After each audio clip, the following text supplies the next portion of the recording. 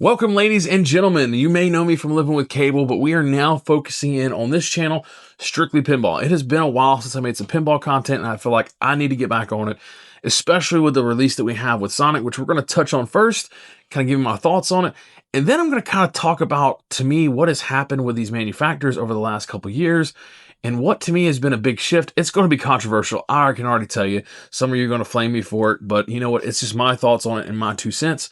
You've got your own opinion. So let's get it.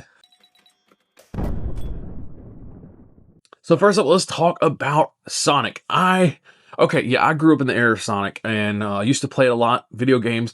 This game looks fantastic, honestly. I think it's going to be a fantastic game. I like the layout. I like what's going on. My only concern with this game is going to be that upper play field with how well is it going to hold up over time. All right, that's my only concern. You got a clear acrylic or polycarbonate top upper field.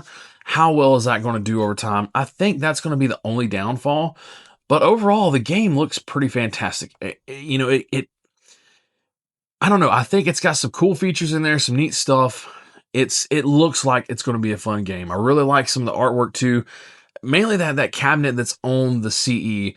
I really like how they brought in those sparkle stripes and stuff. Just really, to me, just pops with it. Really like that, and I do wish we'd seen more of that. But overall, I think it's going to be a fantastic game. It's Steve Ritchie, so you can't really go wrong with it. Other than the price. I mean, it's your typical Jersey Jack price. You got 12, well, you now have an arcade edition, which I'm glad they did bring that back. I'm glad they brought back that lower tier with the arcade edition. That way, it kind of gets it into more hands. I mean, it's not a huge price difference. I mean, it is $2,000 between that and the Wizard, I want to say Wizard edition, but the limited edition in this case, because it is not a Harry Potter. But I think it is going to get it into more hands, which I like. I like the fact more people play it. You know, it's a fun game to be involved in, or a fun hobby to be involved in. But it is out of the reach for a lot of Americans, especially I know where I live at. Unfortunately, you know, I've talked about this a little bit before. Georgia, we've got a few good spots, but they're all over. I mean, they're really from one end of the state to the other. Like around where I'm live, I have to, you know, it's an hour and a half. Really, well, yeah, with traffic, it's an hour and a half to really the closest. Maybe I can get there in an hour. But, you know, you've got to drive a little ways, and most people around me aren't doing that. But back to the point of the game, this game looks like it's going to be fantastic. The flow looks great. I like a lot of the little mechs and stuff in there. We got a lot of drop targets. I say a lot. We got the 3 drop targets. We got a couple pop-up posts in there that kind of come in play. I do like how they've done some of the actual targets, the stand-ups with the springs. I don't know if it's really going to make much of a difference in the gameplay. I don't know if you're really going to notice it as far as how it actually bounces back, but it is pretty neat little touch. I'm curious to see how that's going to play. The loop, of course, we got the awesome loop in there. I mean, it's kind of hard not to have that with Sonic. And just overall, some really cool stuff. Orbit shots look great. The upper playfield looks great. My only concern with that upper playfield is that clear top. Is it going to, have problems over time? Are we going to see it scratching? Things of that nature. I'm sure we are. The good thing I say about it is it looks like it's going to be super simple to take off, at least from what I've seen from Retro Rouse video, which if you haven't seen, definitely, I mean, he gets into in depth. He went and took the tour and all that, and really shows the game off very well. So highly recommend going to that video.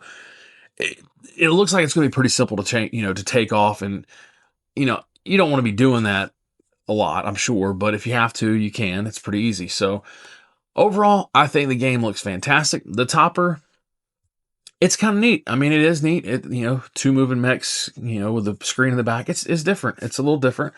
Nothing super crazy, but it looks like a nice topper. But now let's just talk in general about pinball in the industry, or at least from my perspective of what I've seen over the years.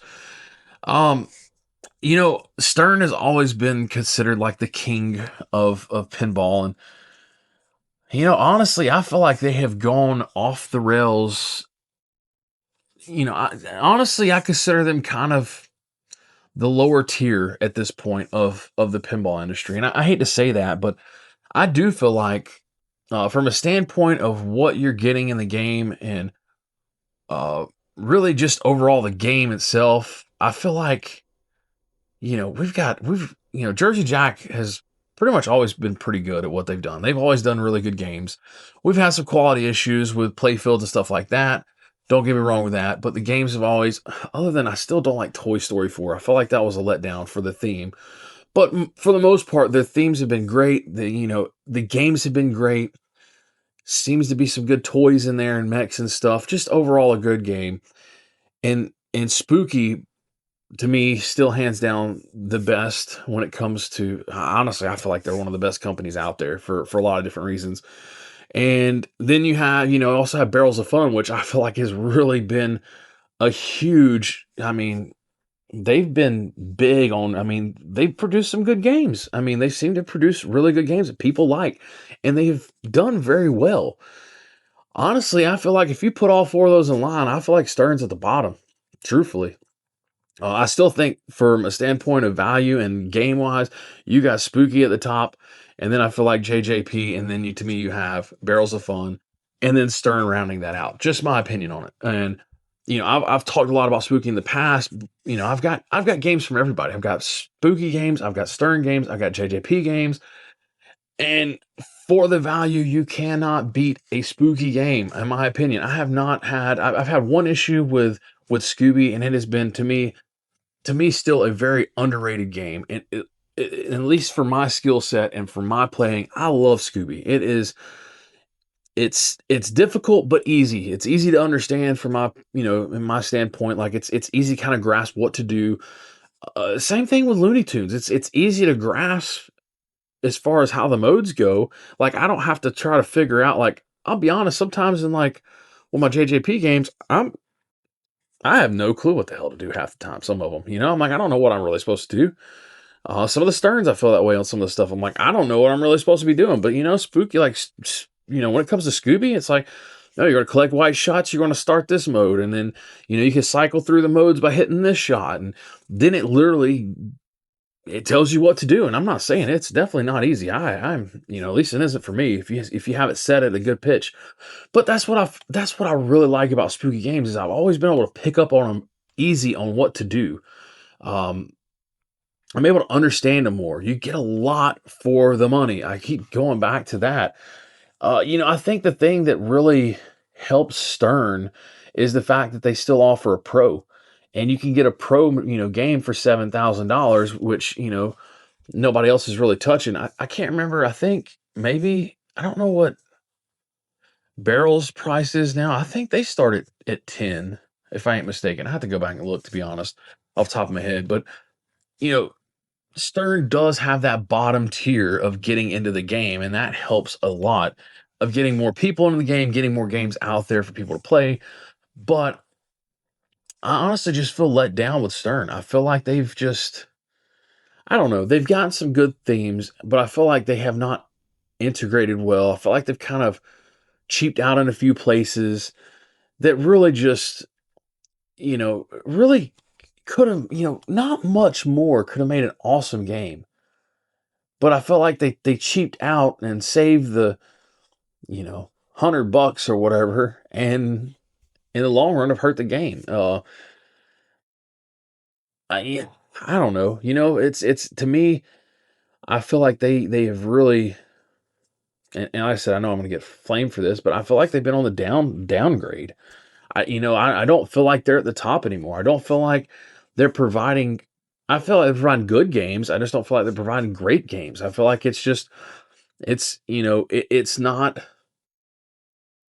It's just not. I don't know. It's just not what I would like to have happen with Stern. So I know this video is definitely probably gonna be controversial, and I'm okay with that. It is my thoughts on it, in my opinion on it.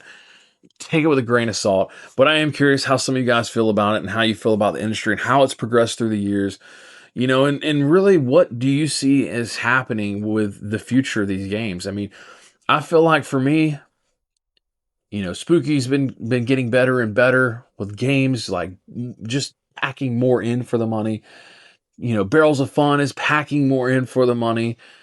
And JJP, yes, is higher, but at least I feel like you're getting a nice game when you get that. And you look at a $13,000 LE from Stern, and it just, I don't know. They're not ringing my fancy anymore, So Anyway, enough of this video. I appreciate you all for watching. Don't forget, like and subscribe, or you can dislike, preferably not, but at least, subscribe to the channel, because we'll have more content coming out with pinball. Like I said, this is the first one. We are starting this whole thing, Game with Cable, so I appreciate you all, but we'll see you on the next one.